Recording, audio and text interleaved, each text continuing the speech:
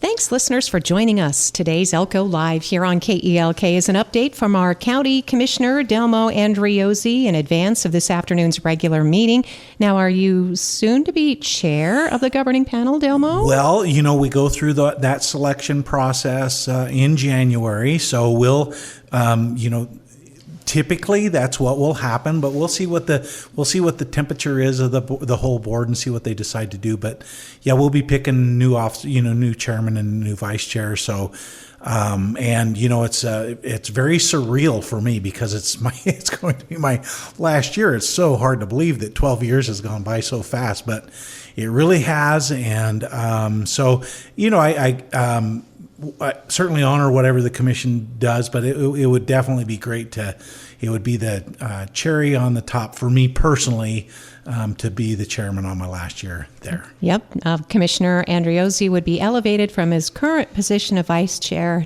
And, as he explained, that's typical. That's usually what happens. Mm-hmm. So probably no surprises, but we'll see, right? Yep, we'll see. We'll see. All right. So first today, you have a fire commissioner meeting, and the big thing on the agenda is to look over the labor agreement for, this one would take us through 2028, Commissioner. Yeah. So, we have, if you can believe this, the county has 7 bargaining units that we deal with. So it's a lot of bargaining units that we deal with. And all of them have a process.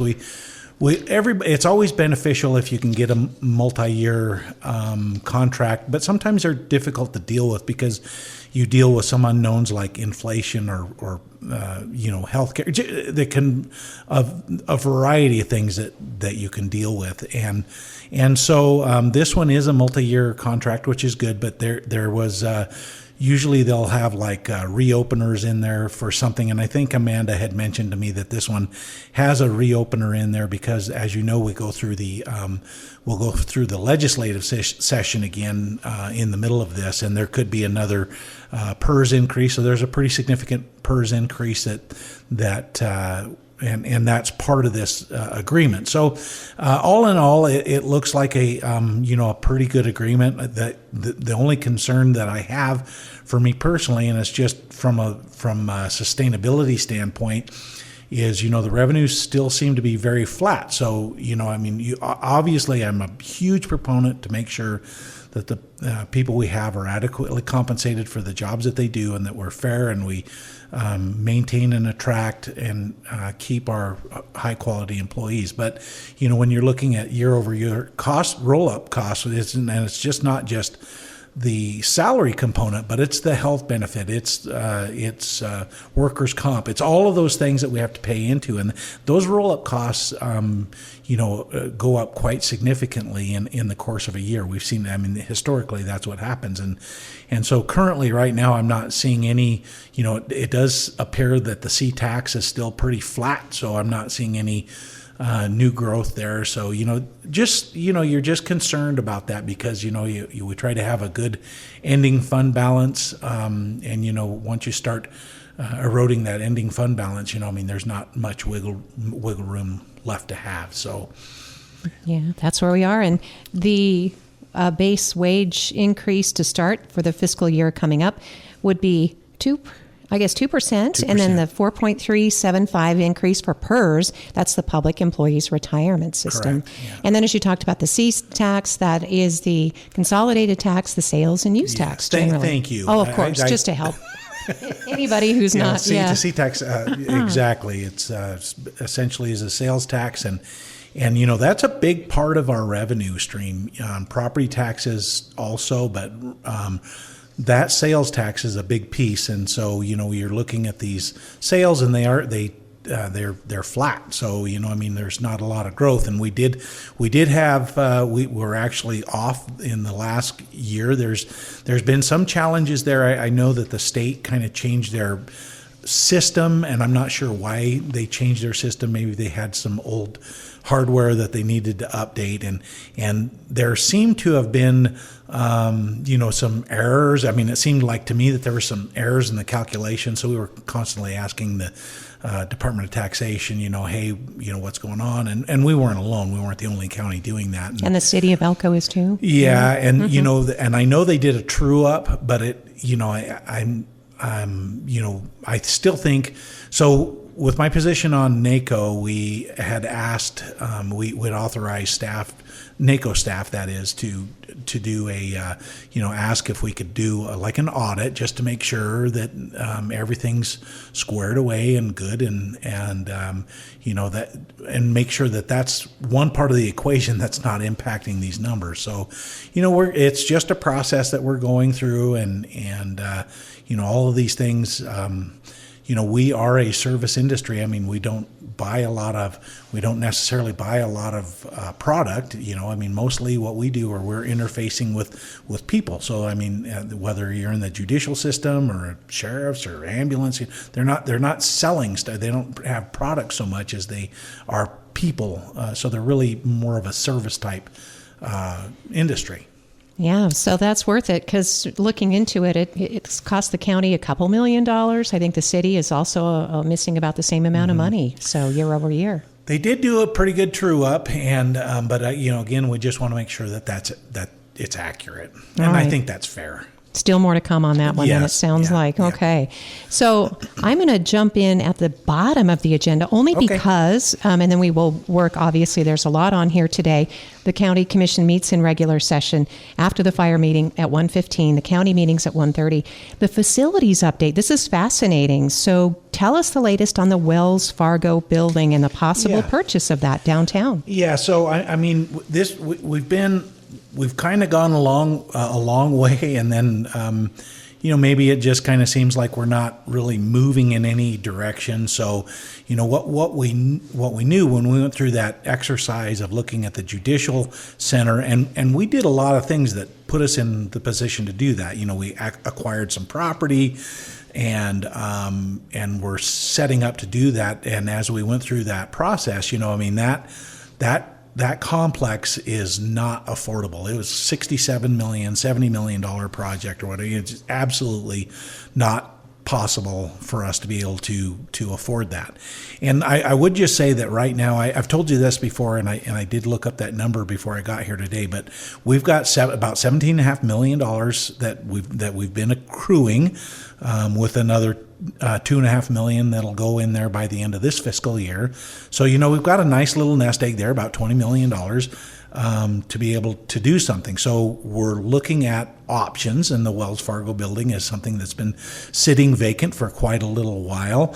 And we had engaged a professional services folks to go and evaluate the building and kind of take a look at it and just explore it for options. So, but I think currently what my understanding is, and government moves really slowly, as you know, Lori. It takes us time to, and that's by design. We're not quite as nimble as the free market. So, it's our understanding that the building has gone under contract with another private party, which is great. For me, I just would love to see the building be occupied again and used. So, whether or not that's something that can work out for the county is yet to be seen. But, we've kind of got this money locked up for this judicial center. And really for me, what I want to do is I want to present some ideas to the commission about, because we know we need space. And I think we get locked in on, we just need to do some type of something for, we've got our public defenders, we've got the judicial, the justice courts downstairs in the old courthouse. There's lots of needs and storage needs and so on and so forth. And really what I want to see is we already know we can't afford that Justice Center the way it's designed. So we either need to go back to the drawing board on that, or I think one option would be, is there a property such as Wells Fargo that we could retrofit and move into and expand our footprint that way? Or is there another thing that I think about? Is there an opportunity to build something that we can expand? Be smart about the expansion, because we $20 million is a lot of money. We can actually add a lot of square footage. And if we construct it in a way that it can be phased over time as the county continues to grow, then maybe we just need to look at all those options, because we know, Lori, that we're not going to be able to do that 67 million. It's just not going to happen. Well, and that was even yesterday's price, so it would be so much more for a new construct. So the Wells Fargo Building there around, is it 3rd and Idaho? Yes. Somewhere around there? Yes. Is it 3rd or 4th? 4th and Idaho. Oh, I think you're right. It is 4th, yeah. So it's suggested about $6 million to purchase. Yeah, Okay. and it did need some upgrades, and I think that budgetary number had that in there. So, but I think it's a really, for me, the way I'm looking at this item is, hey, let's figure out a way to obligate those funds so that we can be a little more flexible. I mean, they're kind of not very flexible right now, so and that gives us the ability to move a little bit faster in some regard, not all regard, but in as far as obligating funds. And I think it's important to note the agenda item suggests too, this is, as Delmo's described, Commissioner Andreozzi, this is space for the public defender's office, and it would facilitate relocating the Elko Justice Court staff from the basement. And what is it, 3 stories plus a full basement, I think. So, yeah, I mean, that building is big. massive. So yes. I went in there and it is, again, you're just looking at dollars, right? And you look at something like that's maybe $6 million, not knowing, you want to do your due diligence and make sure you're not buying a bigger problem. But that contrasting that for $67 million, I mean, it's pretty easy to see why you might want to go that way. You're tempted. So is the agenda item, Commissioner, to actually, it says for possible action. Could you guys decide today to purchase it? Well, I don't think so. No, because there's a lot of steps that we would have to go through. I mean, we could set it up we could direct staff to, but we'd have to go through, there again, it's slow but we got to go through the appraisal. We have to go through the appraisal process. There's no way around that. It is going to require quite a bit of rehabilitation for us to use that. How do we do that? How do we do that working with this? So there's still some unanswered questions. But if for some reason it falls through, then at least, the current thing, if that falls through, then at least maybe we can continue to explore it. Yeah. And it is, the SWAT team's been using it and they're pretty thorough. So there's that consideration. Oh, good. Yes. I'm glad to see it getting used. Yeah. Right? Yeah. So for training. Yeah. So. Well, I think about those old buildings, and it's just like, I look at the fun center, when the commercial hotel. The commercial just been kind of sat there vacant, and it's just so nice to see it vibrant and full of activity and full of people and full of things that are happening, and that's, we've kind of seen the face of retail and the style of those large bank buildings. That's not what we have anymore. So, trying to figure out what the highest and best use. Obviously, I think that if you have a private company that wants it, that's better because they pay property taxes. We don't pay property taxes, so they're, I think that's better. And, I think, but it also kind of maybe takes that option off the table for us, but it makes us think about, because I do think that we have a responsibility to raise some of the stuff that we've purchased and do something, something that's beneficial for downtown Elko as well. All right. So that'll be for discussion today. And then commissioners may or may not also, decide to pursue it in the future, because as you said, you've got all that Idaho Street property. Mm-hmm. So still more to come. There is. And I would just say that when this agenda item was created, we didn't know that the property was under contract at that time. So that's something we found out after it got on the agenda. But I still think it's a great opportunity for us to discuss options. All right. So more to come again. County Commissioner Delmo Andreozzi in advance of this afternoon's regular county meeting. And then if we zip back up to the top, I think it's really cool that you are going to recognize first place winners in the Veterans Day Parade. That was such a glorious day. That was so great. Yeah. And thank you. I know that you and your counterpart at the other station, Sandy Beeler, we had so much fun. You guys, she's delightful. It was great. You guys did a great job. The floats were fantastic. It was one of the nicest days I ever remember for a Veterans Day, and to honor our veterans in that way and see such a great cross connection of the community there. It was just fantastic. So thank you. Well, thank you too for singing. You sang the national anthem so beautifully. Thank you. It was so beautiful. Thank you. I love that Delmo did not find out about his ancestral his destiny to be doing this kind of thing until you actually discovered a relative in Italy who had been an opera singer. Yeah. That was way after the fact. So that's great. I guess the apple doesn't fall far from the tree. From the Italian tree. Yeah. So thank you, Commissioner. So Sure. we're going to recognize the Home Depot as first in commercial division, the VFW Post 2350 for adult, and wow, the family division is the Battleborn Youth Challenge Academy. Yeah. They were great. They were great. I mean, there were so many great. I know. How do you choose? I don't know how you choose. I'd rather announce that parade or any parade than judge. Exactly. Seriously. Exactly. But they were great, and I'm really excited about that Battleborn Youth Academy. And so I'm really encouraged by the work that they've done with some of our children that are at risk, and really trying to give them some tools to be successful. And so I've asked for, them to do a presentation for us, and then also to do a presentation later, because they actually serve the whole state. They do. So I've asked them to do a presentation before NACO, and I've referenced NACO a couple of times. I apologize. So that's the Nevada Association of Counties. Of which you're chairing. The president. Yeah, I'm the president. Yes. This month is my last month of being president of that, so I'll be past president next year. So wow, it was a huge honor to do that. Absolutely. And it brought some things to Elko County. I mean, yeah, yes. I think I really, really value the importance of that organization, because I have, people that I work with, my counterparts throughout the whole state. I can pick up the phone and call my friend Marilyn Kirkpatrick at Clark County, and I know she'll take my phone call. She'll answer my question, and she is a great rural advocate. She's an amazing lady, but we can do that with each other. So we kind of talk about things together, and there's a lot of synergy, I think, between all the counties working together in that arena. So it's a really super valuable organization. And then the advocacy that NACO provides to us at the legislative session, because, Elko's a long ways from Carson City, really is, especially during the legislative session.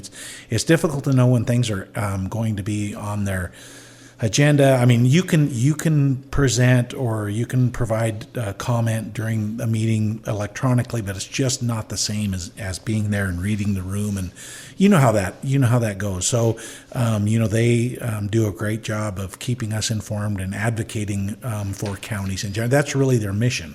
Well, thank you, Delmo, again for your service in being the president of the Nevada Association of Counties. Of course, that's wrapping up, but yep, you're going to be, I'm sure you'll be pressed into some other service, right? Well, in the new year. I've been thinking a lot about that. So I'm not, I've been really blessed to have the opportunities that I've had in Elko County and the city of Elko. I've 41 years of public service, and I am grateful for every moment of it, and it's really incredible. And I'm in that, been in that phase of my life where I'm trying to do everything I can to help mentor people, help prepare people, and that's really rewarding for me. I'm not into climbing any more mountains. I'm here to help people get to their own top of their own mountain, so that's how I feel about it, and it's very rewarding. So we'll see what's next. I hopefully stay in. It's going to be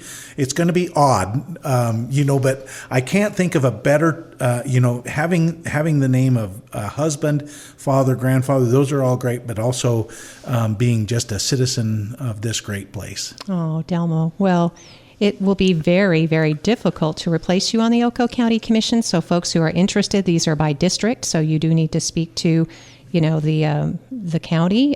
You can speak to Delmo about this, obviously, as an opportunity. But so it sounds like you're kind of undecided about your political future, or you're waiting. I did look a little bit. I know we have our Assemblyman Burt Gurr, who's planning to run again, and so those are 2-year terms, and Senator John Ellison is in his term, and that term lasts for another 2 years. So 2 years after I'm done. So I'm absolutely those thoughts are with me, because that content all of that stuff I'm really passionate about, and I think it's important to have a voice for rural Nevada. I worry about those seats, and I don't have anything necessarily against the South, but I really like local representation. Someone from up here that understands northeastern Nevada specifically better, and so from that perspective, there's I still have a lot of drive to do that. So. I think it's just more of a timing thing, and to see whether or not I'm, still relevant in 2 years after I'm away from this. So we'll see. Oh, yeah. Okay. All right. Well, we'll keep checking in with Commissioner Andreozzi. I'm sure you'll still have your mojo. You'll a lot to look forward to. Well, so. and I have to thank the community for trusting me with this and putting me in this position. But I also have to thank my wife, who has supported me from day one. She is my biggest and best advocate I could. I'm so blessed to have her as a wife. Yes, she is absolutely an angel.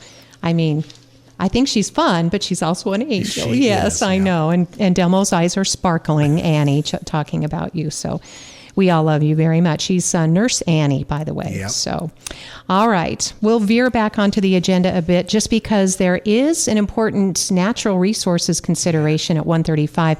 This has to do with converting stock water to mining and milling, at least on a temporary basis, a request from the Wright Land Company water diversion project. Yeah, and the reason why this is coming to the commission, it's required because it actually goes across this place of use, and water crosses two counties. So it's in White Pine County and Elko County. So it's in this very southern part of Elko County.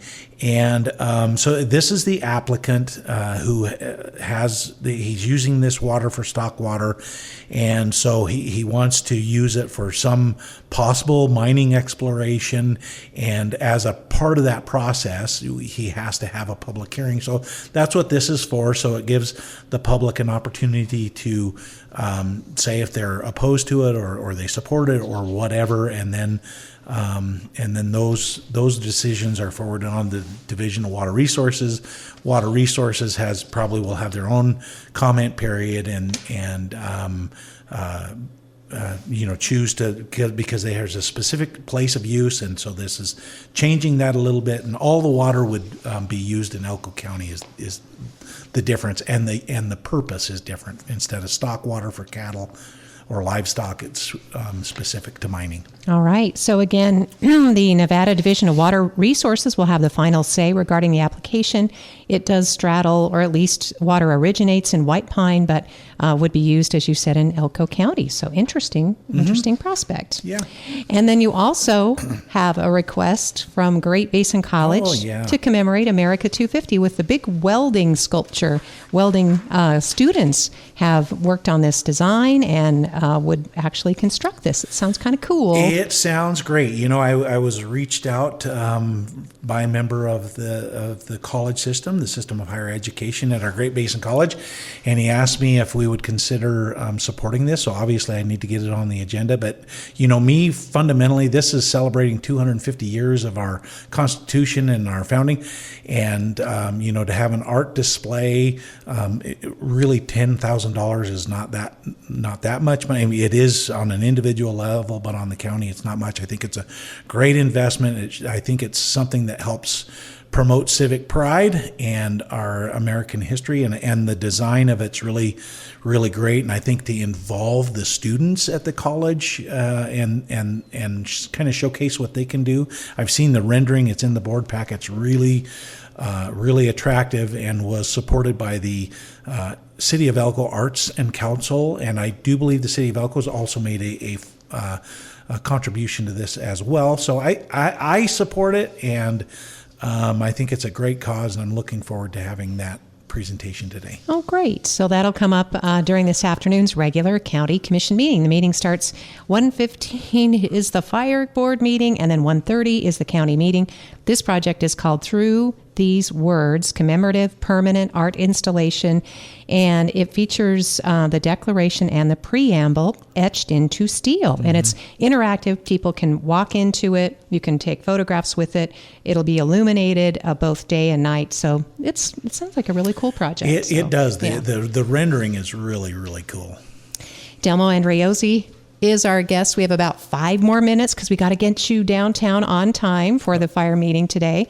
There's going to be, I want to make sure we're picking out things on the agenda too that maybe you're looking forward to addressing today. I know that there'll be an update in the Senior Center. Mm-hmm. Yep. Yeah, so, we have the Senior Center that's apparently, I've seen it, is going through a capital campaign to acquire some property.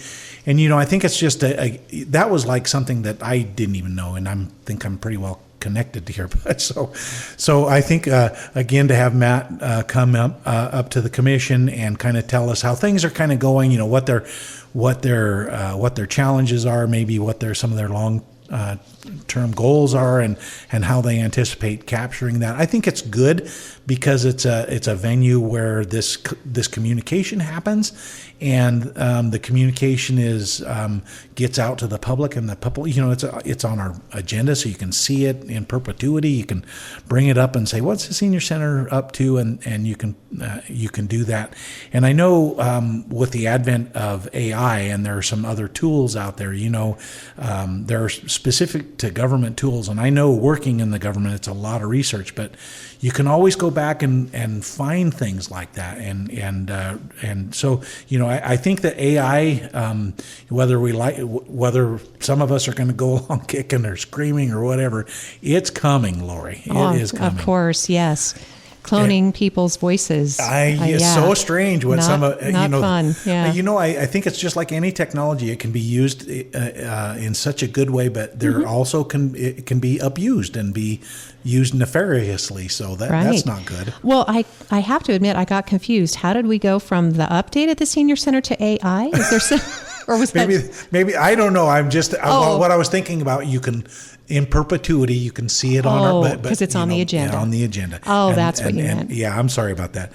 Keep up, Lori. Keep up. I was trying give you a there. little bit of whiplash you there. You could see my wheels were spinning. Oh, sorry about that. No, it's not really an action. It says for possible action, but the commission again. Yeah, and we've talked about this. We talked on the show when you and John were on together. Quite a pair. That was a great show.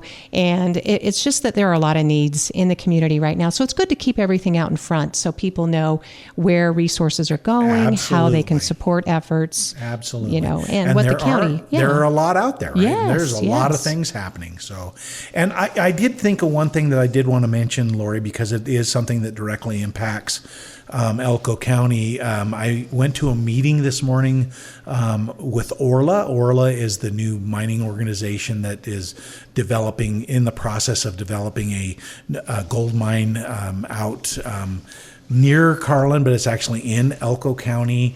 And it was a great presentation. Things are moving along, and they have to, they're a highly regulated industry, and so they're going through all of the processes that they have to go through, everything dealing from water to the environment. It's a whole gamut of things, but it is moving along. And I told them today that, I've had a number of meetings with Orla, and they've been very, very transparent. They seem to be, even though they're not making money yet, or haven't started digging for gold, they're very community oriented. They want to hire local. They want to, they've got contracts are going to go out. So, they're really pointed in the right direction.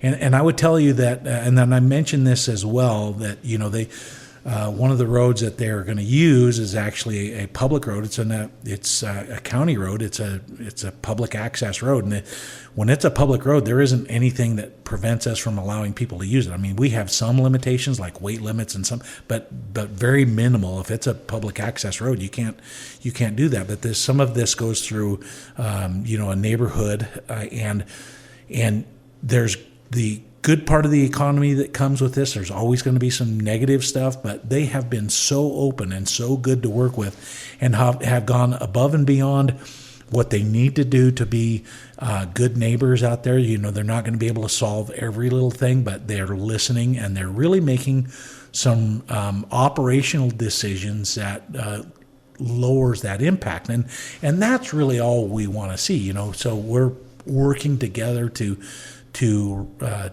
that. These things, there's a positive side, there's also a negative side. So it's about how do we minimize any of the negative consequences, and they're very willing to work on that with us. So that's good. That is good to hear. Carlin is certainly evolving as the gateway to gold. The community's responding. There's some new development, some new commercial properties. And now if we can just get the respect of Union Pacific so that they don't park their trains and dissect the community the way Elko used to be decades ago. Yeah. But that's kind of tough. Yeah. And then, of course, we have that big chunk of railroad property right in the middle of Elko. Yes. Just, again, it's about being a good neighbor. Yes. Right? So we're stuff to work on in 2026, right? Absolutely. Okay, you got a year. So we're going to get you back on the radio lots, because you always bring lots of good news and information for us, Delmo. Thank you very much. I do appreciate being on here, Lori, with you. And if I miss you or anybody out in the radio, I just want to wish everybody a very Merry Christmas, Happy Holidays. I hope you had a great Thanksgiving, all that good stuff. Lots to be thankful for. I know I am. So thank you very much, Lori. Thank you, Commissioner Delmo Andreozzi, the Vice Chair of our County Governing Board.